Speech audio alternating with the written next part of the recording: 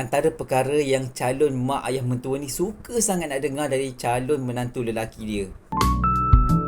Semasa datang nak meminang ataupun merisik ataupun nak berjumpa dengan keluarga ni tadi.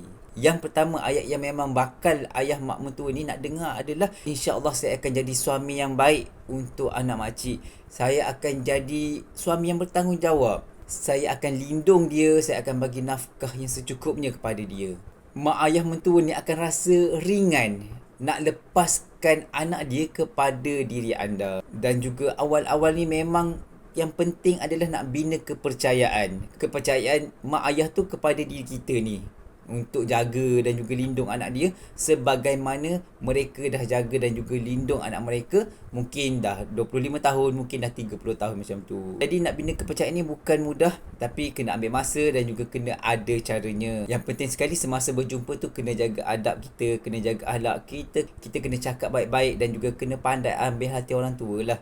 Ikat hati mereka dengan baik, insya-Allah. Semoga dipermudahkan urusan anda kalau ada yang kali pertama nak jumpa bakal mentua tu.